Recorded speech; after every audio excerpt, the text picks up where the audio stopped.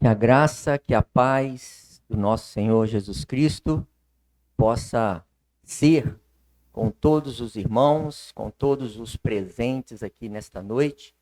Que tenhamos todos uma boa noite nessa oportunidade que o Senhor nos concede de mais uma vez estarmos aqui reunidos para divulgarmos, para propagarmos o santo evangelho de nosso Senhor e Salvador Jesus Cristo. Porque é da vontade do Senhor, conforme 1 Timóteo, capítulo 2, no versículo 4, é da vontade do Senhor que todos se salvem e venham ao conhecimento da verdade. Então é o desejo do coração do nosso Deus, a salvação de todos, sem exceção. Isso ele nos dá a oportunidade de estarmos aqui nesta noite. O microfone está falhando um pouquinho, mas enquanto estiver dando para falar aqui, ele nos dá a oportunidade de mais uma noite divulgarmos o seu santo evangelho. Convido a todos para nós lermos no Evangelho segundo Lucas, capítulo 14, dos versículos 1 a 24.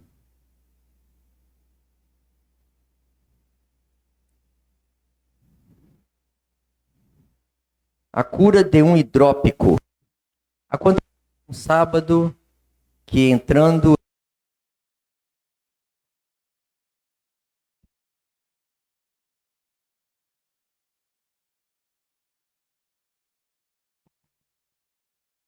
Aconteceu num sábado que, entrando ele em casa de um dos principais dos fariseus para comer pão, eles o estavam observando. E eis que estava ali diante dele um certo homem hidrópico. E Jesus, tomando a palavra, falou aos doutores da lei e aos fariseus, dizendo: é lícito curar no sábado? Eles, porém, calaram-se, e tomando-o, o curou e despediu. E disse-lhes: qual será de vós o que, caindo-lhe num poço em dia de sábado, o jumento ou o boi o não tire logo? E nada lhe podiam replicar sobre isso. E agora, a partir do versículo 7, ele fala sobre a parábola dos primeiros assentos e dos convidados.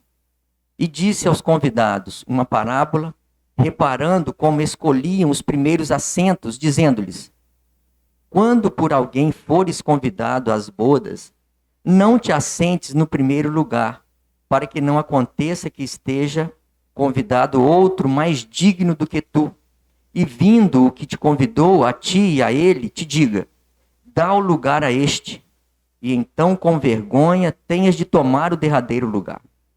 Mas quando fores convidado, vai e assenta-te no derradeiro lugar, para que quando vier o que te convidou, te diga: amigo, assenta-te mais para cima.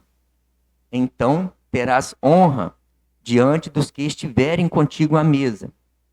Porquanto, qualquer que a si mesmo se exaltar será humilhado, e aquele que a si mesmo se humilhar será exaltado. E dizia também ao que o tinha convidado: quando deres um jantar ou uma ceia, não chames os teus amigos, nem os teus irmãos, nem os teus parentes, nem vizinhos ricos, para que não suceda que também eles te tornem a convidar e te seja isso recompensado. Mas, quando fizeres convite, chama os pobres, aleijados, mancos e cegos, e serás bem-aventurado, porque eles não têm com que tu recompensar, mas recompensado serás na ressurreição dos justos. E agora o Senhor profere aqui a parábola da grande ceia. E ouvindo isso, um dos que estavam com ele à mesa disse-lhe: bem-aventurado que comer pão no reino de Deus. Porém, ele lhe disse: um certo homem fez uma grande ceia e convidou a muitos.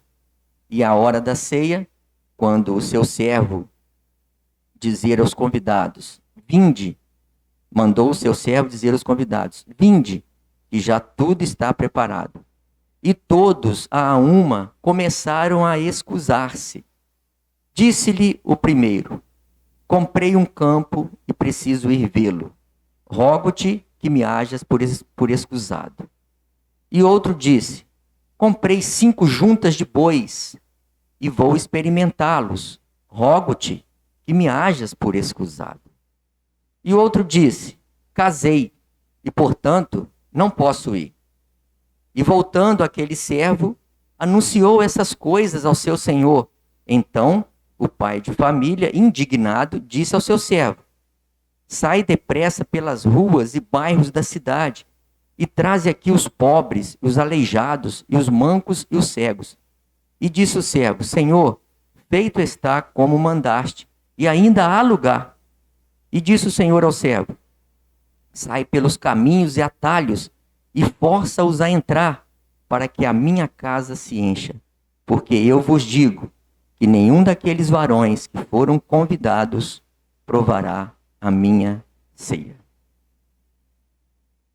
Eu fico maravilhado de como o nosso Senhor aproveitava cada oportunidade para falar e para dar o testemunho dele para as pessoas. Naquele momento, ele tinha sido convidado e era um dia de sábado.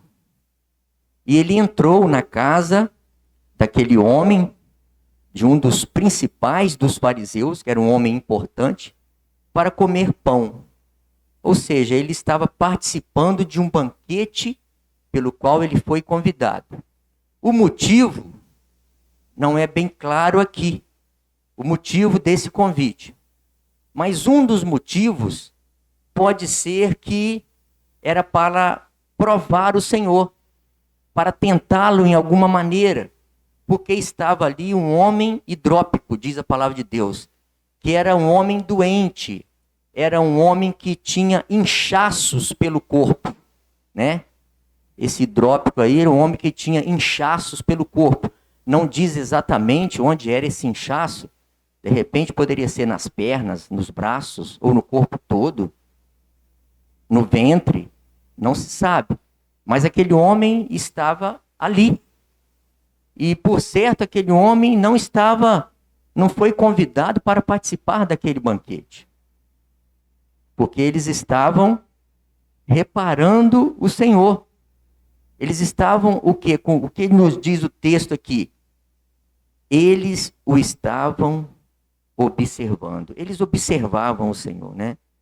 Entrando ele em casa de um dos principais dos fariseus para comer pão, eles o estavam observando. Você foi convidado para estar aqui nesta noite.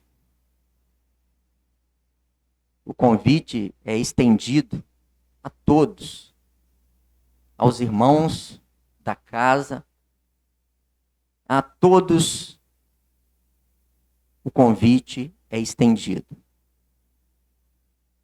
E domingo após domingo, quem sabe, você tem frequentado esses bancos e tem observado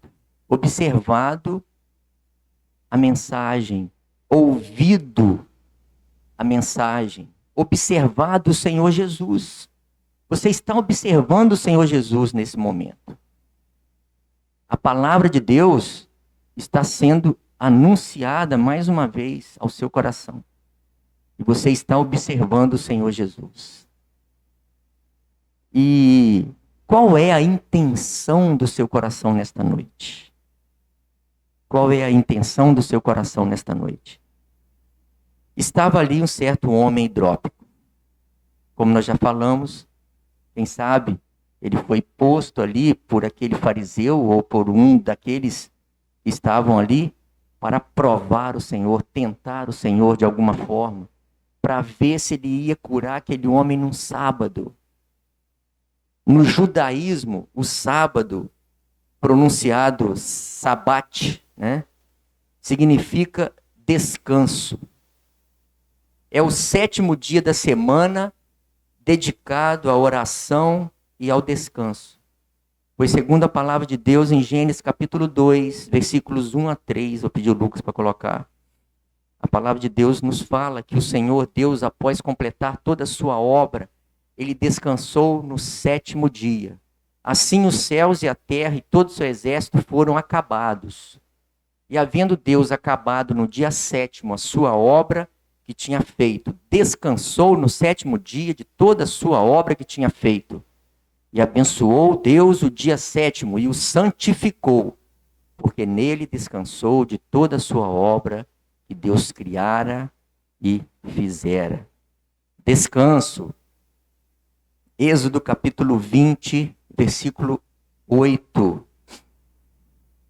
Fala sobre essa origem do termo dia do Senhor, né? Vem da palavra hebraica, como nós já falamos aqui, sabat, que significa o descanso. Lembra-te do dia do sábado para o santificar. Pode continuar, filho. 6 dias trabalharás e farás toda a tua obra. Mas o 7º dia é o sábado do Senhor, teu Deus. Não farás nenhuma obra, nem tu, nem teu filho, nem a tua filha, nem o teu servo, nem a tua serva, nem o teu animal, nem o teu estrangeiro que está dentro das tuas portas. Ou seja, o Senhor santificou o sábado, separou o dia de descanso para os judeus. Mas só que eles estavam transformando isso numa mera religiosidade. Numa mera religiosidade. Então, ao entendermos que o repouso nosso, o nosso repouso, o repouso do crente em Cristo Jesus, ele atualmente não é guardar um dia da semana, irmãos, mas sim o repouso da fé. É o repouso da fé. Essa fé em quem? Essa fé em Cristo Jesus. Nós entendemos que o sábado dado a Israel, lá no Monte Sinai, ele cumpriu a sua função com a vinda do Senhor Jesus Cristo, que trouxe o verdadeiro descanso para todos nós, para todos aqueles que creem. Então, o Senhor Jesus Cristo, ele trouxe o verdadeiro descanso para todos aqueles que creem em o seu santo nome. Colossenses capítulo 2, versículo 8 e depois o 16 ao 17. Tende cuidado para que ninguém vos faça presa sua por meio de filosofias e vãs sutilezas, segundo a tradição dos homens, segundo os rudimentos do mundo e não segundo Cristo. Versículos 16 e 17. Portanto, ninguém vos julgue pelo comer, pelo beber, por causa dos dias de festa, ou da lua nova, ou dos sábados, que são sombras das coisas futuras. Mas o corpo é de Cristo. Agora, versículos 20 a 23. Se, pois, estáis mortos com Cristo, quanto aos rudimentos do mundo, por que vos carregam ainda de ordenanças, como se vivesseis no mundo? Tais como, não toques, não proves, não manuseis, as quais coisas todas perecem pelo uso, segundo os preceitos e doutrinas dos homens, as quais têm, na verdade, alguma aparência de sabedoria, em devoção voluntária, humildade e em disciplina do corpo, mas não são de valor algum, senão para a satisfação da carne. O Senhor Jesus agora toma a palavra.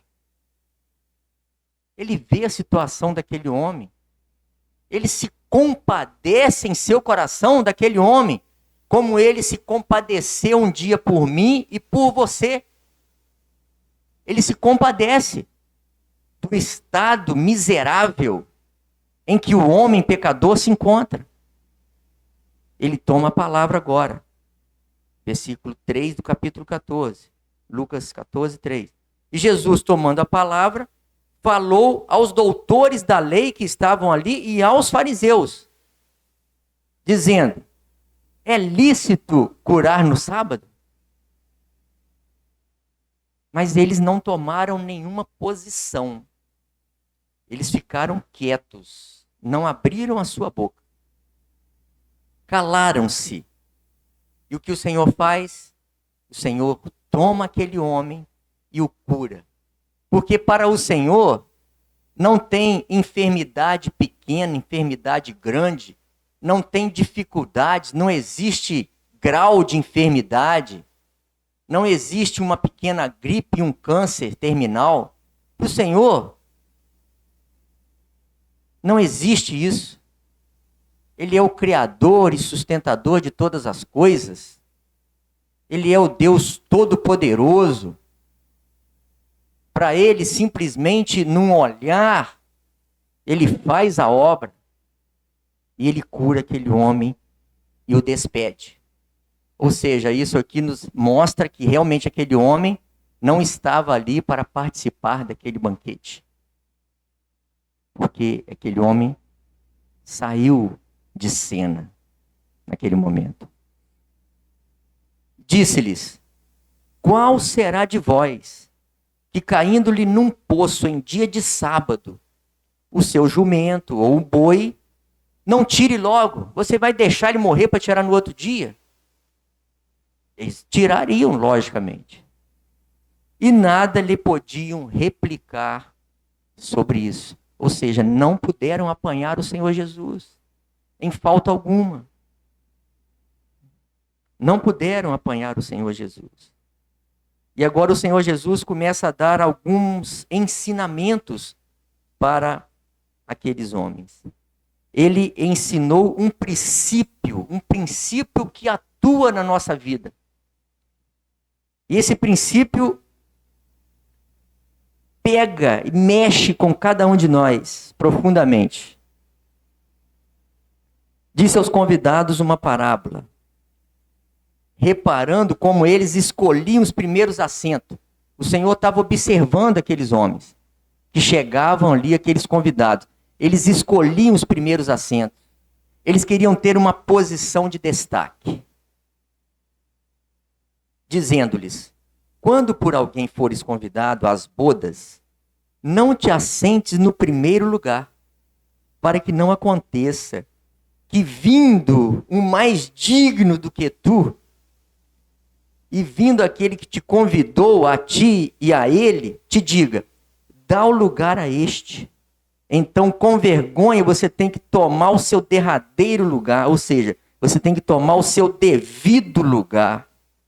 Mas quando fores convidado, vai, assenta-te no seu devido lugar, no derradeiro lugar, para que quando vier o que te convidou, te diga: amigo, assenta-te para cima, ou seja, vem mais para frente. Então terás honra diante dos que estiverem contigo à mesa. Porquanto qualquer que a si mesmo se exaltar, será humilhado. E aquele que a si mesmo se humilhar, será exaltado. Dizia também ao que o tinha convidado: quando deres um jantar ou uma ceia, não chames os teus amigos, nem os teus irmãos, nem os teus parentes, nem vizinhos ricos, para que não suceda que também eles te tornem a convidar e te seja isso recompensado. O que o Senhor está falando para ele? Olha, que bem que você está fazendo. Qual é o bem que você está fazendo para as pessoas? O que você está fazendo de bem aqui? Qual é a vantagem que você está tendo nisso? Que vantagem você tem nisso? Porque eles vão te recompensar em outra oportunidade. Mas quando fizeres convite, chama os pobres, aleijados, mancos, cegos. Serás bem-aventurado, porque eles não têm com que te recompensar. Mas recompensado serás na ressurreição dos justos. Ou seja, o Senhor está vendo todas as coisas. Ele conhece e sabe da intenção dos nossos corações. Ele conhece os nossos corações. Ele está vendo a intenção de cada coração. Ele sabe daquilo que vai lá no mais profundo do nosso ser. Ele conhece cada cantinho de nós. E ele sabe qual é a intenção de cada um de nós. E nessas circunstâncias, após o ensino que o Senhor estava passando para eles, agora o Senhor entra na parábola da grande ceia. Certo homem, ouvindo isso, o Senhor fala, certo homem fez uma grande ceia e convidou a muitos. Quem é esse certo homem? Quem é esse certo homem que fez uma grande ceia e convidou a muitos? Esse certo homem é o nosso Deus. É o nosso Deus que preparou um banquete para todos aqueles que creem no nome do seu Filho Jesus como seu Salvador. A ceia está preparada. Esse homem é o Senhor. Convidou a muitos. Ou seja, o Senhor faz o convite. Ele convida a todos. Convidou a muitos. E a hora da ceia, mandou o seu servo dizer aos convidados, vinde, que já tudo está preparado. Olha, o Senhor nosso Deus enviou o Senhor Jesus Cristo. João 3,16, porque Deus amou o mundo de tal maneira que deu seu Filho unigênito, para que todo aquele que nele crê não pereça, mas tenha a vida eterna. Enviou o seu Filho para nos chamar, para fazer parte desta grande ceia. Ele chamou-nos, convidou-nos. Você recebeu esse convite. Você que está aqui presente, ao alcance da nossa voz, e quem sabe você que está no seu lar e está ouvindo essa mensagem ou vai ouvi-la em outra oportunidade, o Senhor está fazendo o convite para essa grande ceia. Para essa grande ceia. Ele está convidando a todos, sem distinção. Sem distinção. Tudo já está preparado. O Senhor Jesus disse que ele iria para o Pai. Ele iria para o Pai. E ele disse, se não fosse assim, eu vou-lhe teria dito, pois vou preparar-vos lugar. O lugar está preparado para todo aquele que crê no nome do Filho de Deus, Jesus Cristo. O lugar está preparado. Está lá. Tem lugar para todos no céu. A morada. Agora, aqueles que foram convidados começaram a dar desculpas, a excusar-se. Excusar-se, dar desculpas. Olha, eu comprei 5 juntas de boi. Mas como é que ele podia comprar 5 juntas de boi sem ver aqueles bois, sem provar aqueles bois para ver se eles são bons de junta lá para o arado? E aí? Uma desculpa esfarrapada. Não era uma desculpa real. Um falou que todos começaram a excusar. Comprei um campo, preciso ir vê-lo. Espera aí, como é que você compra um campo, um terreno, alguma coisa, sem antes ver, sem antes consultar? Comprei um campo, preciso ir vê-lo. Aí, rogo que tenhas-me por excusado. Pediu desculpas também, não pôde ir. E o outro foi às juntas de bois, vou experimentá-los. E o outro disse, eu casei, portanto não posso ir. Mas também mesmo esse que casou aqui, não tinha desculpas para não ir à festa, porque eles eram liberados até do serviço militar. Mesmo que estivesse numa batalha, ele estava liberado. Imagine para ir numa festa, numa ceia. Não tinha desculpa. E foram se excusando, dando desculpas. Qual é a sua desculpa nesta noite para não aceitar esse convite do Senhor Jesus Cristo? Esse convite que o Senhor, Deus, na pessoa de Cristo Jesus, faz para você nesta noite. Qual é a desculpa que você vai dar para Ele? Será que Ele vai aceitar essa desculpa? Será que essas desculpas, elas têm algum fundamento? Será que essas desculpas têm fundamento? Qual é a desculpa que você vai dar nesta noite para o Senhor?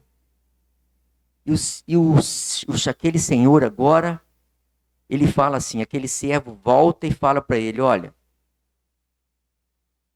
o pai de família indignado disse ao servo, sai depressa pelas ruas, bairros da cidade, traze aqui os pobres, os aleijados, os mancos, os cegos. O que isso fala aos nossos corações? Mostra que verdadeiramente o ser humano está nesta condição, pecador perdido. É como um aleijado, é como um manco, é como um cego que está vivendo neste mundo e que carece da salvação do Senhor. E nós, como ministros do Evangelho, ministros de Deus, devemos ter amor por estas almas que estão perdidas e não reconhecem que estão perdidas e que carecem da salvação na pessoa do Senhor Jesus Cristo. E ainda não entenderam isso, ainda não abriram seus olhos para isso. Ainda não enxergaram a real necessidade de suas vidas, que é crer no Senhor Jesus. Então sai pelas ruas, pelos bairros da cidade, faz um clamor, chama todos. Isso fala-nos ao nosso coração, irmãos, como crentes em Cristo Jesus.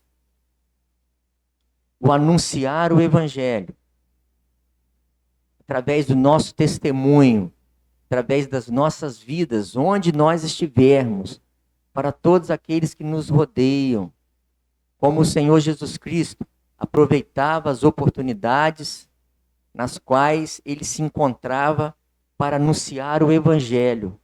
E nesta noite, o Evangelho está sendo anunciado a você, através deste texto da palavra de Deus. E o Senhor Jesus, ele deseja, ele espera que você abra o seu coração, como diz Apocalipse, capítulo 3, lá no versículo 20. Eis que estou à porta e bato. Se alguém ouvir a minha voz e abrir a porta, entrarei em sua casa, com ele cearei e ele comigo. O Senhor quer cear com você. O Senhor deseja estar junto com você. Ele espera que você possa abrir o seu coração e recebê-lo como seu Salvador pessoal. E disse o Senhor ao servo, e disse o servo, Senhor, feito está como mandaste, ainda há lugar, ainda tem lugar. Ainda há lugar. Há lugar para você. Ainda há lugar. Tem lugar para todos. Porque eu vos digo, e disse o Senhor ao servo, sai pelos caminhos e atalhos e força-os a entrar, para que a minha casa se encha. O que fala sobre isso? Força-os a entrar. Fala da urgência do Evangelho. A urgência de dar ênfase e de dar ouvidos à voz do Senhor. Mostra de como é urgente o pecador perdido se arrepender na presença de Deus e crer no Senhor Jesus como seu Salvador. Mostra a urgência que é. Força-os a entrar, porque precisa precisa ser socorrido. Por quê? Porque o fim está próximo. Por quê? Porque o juízo de Deus sobre aqueles que o rejeitam como o único Deus vivo e verdadeiro e ao seu Filho Jesus como seu Salvador pessoal, está próximo. Pode estar numa esquina, pode estar num infarto fulminante, pode estar em outras situações, está próximo. Você não sabe. E principalmente na vinda do Senhor Jesus Cristo para arrebatar a sua igreja. Nós não sabemos. Nenhum de nós sabe. Então esse caráter do Evangelho é um caráter de urgência. Urgência. Por isso que o Evangelho é comparado a essa grande ceia. Porque aquele que deu o Evangelho, o Senhor, é grande. Por isso que fala da grande ceia. Originou com Deus. O Evangelho é Deus. Então o custo para ter o Evangelho é muito grande. Não é prata, não é ouro, não é nada disso. É o sangue do Senhor Jesus Cristo. É o sofrimento do Senhor Jesus Cristo na cruz do Calvário. A morte dele em nosso favor. Muitos foram convidados. Muitos foram convidados. Muitos mais para o Evangelho de Cristo. E os primeiros a serem convidados, sabe quem foi? João capítulo 1, versículos 10 em diante. Estava no mundo e o mundo foi feito por ele. E o mundo não o conheceu. Veio para o que era seu. E os seus não o receberam. Mas a todos quantos o receberam, deu-lhes o poder de serem feitos filhos de Deus, aos que creem no seu nome. Primeiro, o Evangelho foi anunciado aos judeus. Os primeiros a serem convidados foram os judeus. O Senhor Jesus estava falando com essas pessoas. O Evangelho é o poder de Deus para a salvação de todo aquele que crê.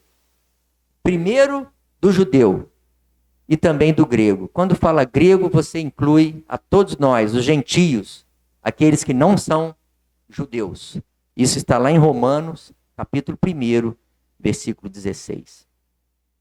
E essa época indicada aqui foi depois da morte e ressurreição de Cristo. No dia de Pentecostes, os discípulos de Cristo começaram a testemunhar primeiramente aonde? Em Jerusalém e Judéia. Primeiro lugar. Só que eles rejeitaram o Senhor. O homem que fez essa grande ceia enviou o seu servo aos que já haviam sido convidados com uma mensagem especial. Vinde, tudo está preparado. Esta é a mensagem do Evangelho. Deus tem preparado tudo, já está pronto. Cristo morreu pelos pecados e a nossa dívida, ela foi liquidada. A nossa dívida com o Senhor foi liquidada pela morte de Cristo Jesus na cruz do Calvário em nosso favor.